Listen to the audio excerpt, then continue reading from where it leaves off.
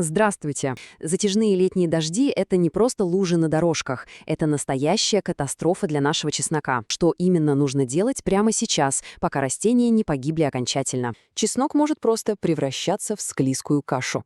Если пустить все на самотек, через пару недель вместо крепких головок мы достанем одну гниль. Но паниковать мы не будем. Выход есть всегда. Нам нужно сделать всего 3 простых, но абсолютно обязательных шага. А в самом конце я поделюсь одним секретным признаком. Он как лакмусовая бумажка покажет, жив ли еще наш урожай, или пора брать в руки лопату и спасать то, что осталось. Так что смотрите это видео очень внимательно до самого конца. Итак, наш план спасения. Шаг 1 – аэрация. Шаг 2 – биологическая защита. И шаг 3 – питание. Переходим к первому шагу – аэрация или просто воздух для корней. Вот представьте себе настоящее болото. Земля взялась плотной коркой, кислорода там 0. Корни под ней буквально задыхаются. В таких жутких условиях чеснок сгорает от фузариоза просто за пару дней. А теперь представим идеальную картину. Земля рыхлая, дышит, кислорода полно. Наша первостепенная задача – срочно разбить земляную корку. Нам нужно выпустить лишнюю воду и пустить живительный воздух глубоко к корням. Вы спросите, ну как это сделать, если льет, не переставая? Понимаю. Нужно ловить момент. Ищем окошко без дождя хотя бы на 2-3 часа. Если грядка совсем раскисла, берем обычную широкую доску, кладем ее и стоим прямо на ней, чтобы не топтать и не прессовать землю еще больше. Берем рыхлитель с длинной ручкой и глубоко проходимся по междурядьям. А если стоят лужи, обязательно прокопайте отводные канавки. Воду нужно уводить любой ценой. Шаг 2. Биологическая защита нашего чеснока. Смотрите, когда тепло и мокро, это просто курорт для всяких опасных грибков. Но до выкопки-то осталось совсем ничего. Травить землю жесткой химией сейчас категорически нельзя. На помощь приходит старый добрый фитоспорин. В нем работает сенная палочка. Это такая очень полезная бактерия. Она проникает и в саму землю, и прямо внутрь растения.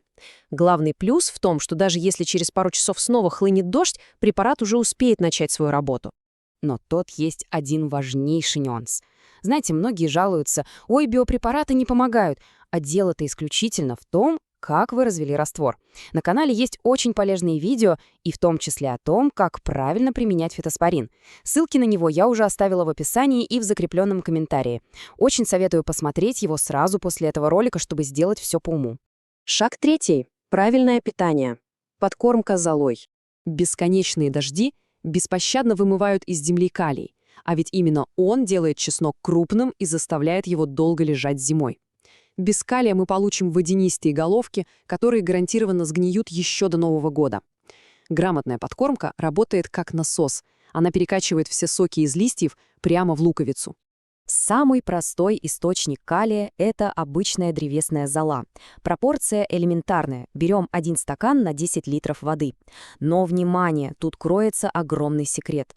Просто посыпать грядку сверху – это выбросить золу на ветер. Просто размешать в воде тоже толку мало. Чтобы зола моментально отдала весь калий, ее нужно обязательно погасить, то есть правильно активировать. И тут я снова напомню, на нашем канале есть еще одно потрясающее видео о том, как сделать золу в 10 раз мощнее и эффективнее. Ссылка тоже ждет вас в описании. Поверьте, этот простой трюк перевернет ваше представление об удобрениях и спасет урожай. Идем дальше. Давайте разберем частые вопросы, которые возникают в такую погоду. Вопрос 1. А может просто накрыть грядку пленкой, чтобы дождь не мочил? Мой ответ – категорически нет. Ни в коем случае. Пленка устроит там настоящую баню. В такой душной влажной теплице грибок сожрет ваш чеснок с космической скоростью. Воздух должен гулять свободно. Следующий частый вопрос – может выкопать все пораньше, пока не сгнило? Тоже не советую торопиться. Зеленые, недозревшие зубки скукожатся при сушке и храниться не будут от слова совсем. Намного лучше сделать те самые 3 шага спасения, про которые мы только что говорили, и дать чесноку спокойно досидеть в земле положенные 10-14 дней. И еще одно железное правило. Если на улице моросит и влажность зашкаливает, сушить выкопанный урожай нужно исключительно под навесом или на хорошо продуваемом чердаке. Сквозняк должен быть обязательно. А теперь обещанный секретный признак – момент истины. Если вы видите слегка пожелтевшие кончики, пугаться не надо. Это совершенно нормальная реакция растения на стресс из-за погоды. А вот если лист пожелтел полностью от начала до конца, это уже настоящая сирена тревоги. Тут нужно немедленно выкопать одну луковицу на пробу. Нам нужно осмотреть ее своими глазами.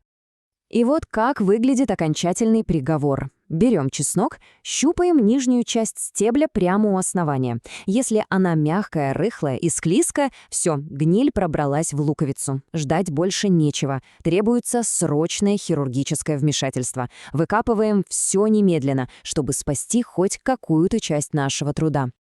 Давайте проверим агрономическое чутье в экстремальных условиях. Вот ситуация. Проливные дожди идут каждый божий день. Возникает резонный вопрос: когда в таких условиях правильно рыхлить почву? Варианты такие: ждать полноценную сухую неделю, попытаться поймать короткое окно буквально в 2-3 часа, или может просто взять и укрыть. И правильный ответ — ловить короткое сухое окно всего в 2-3 часа. Давайте разберем почему. В мокрой почве образуется плотная корка, перекрывающая доступ кислорода. Ждать неделю нельзя. Чеснок просто сгорит от фузариоза. Нам жизненно необходимо разрушить эти почвенные капилляры, по которым испаряется влага, и немедленно, буквально сразу, впустить воздух к задыхающимся корням. Точная механика здесь решает все. Само рыхление дает кислород. Но если земля превратилась в жижу, нельзя просто так топтаться по грядкам. Обязательно используем деревянную доску, чтобы распределить вес и не утрамбовывать грязь еще сильнее. А если стоят лужи, срочно копаем дренажные траншеи. Золотое правило: чеснок, конечно, любит воду, но он категорически ненавидит болото. Есть ли вообще смысл использовать биологические средства защиты, вроде фитоспорина, в сезон непрекращающихся ливней? Сработает ли это, если скоро снова польет с неба? Посмотрим на варианты. Да, следующий дождь уничтожит все усилия и смоет препарат полностью? Нет, он успевает проникнуть в ткани.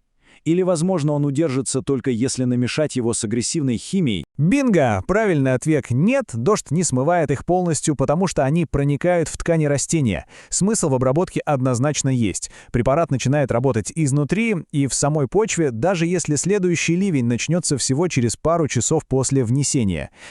Вопрос звучит так. Как спасти ситуацию и подкормить чеснок в конце июня, чтобы головки не выросли водянистыми и не сгнили к зиме от нехватки питания?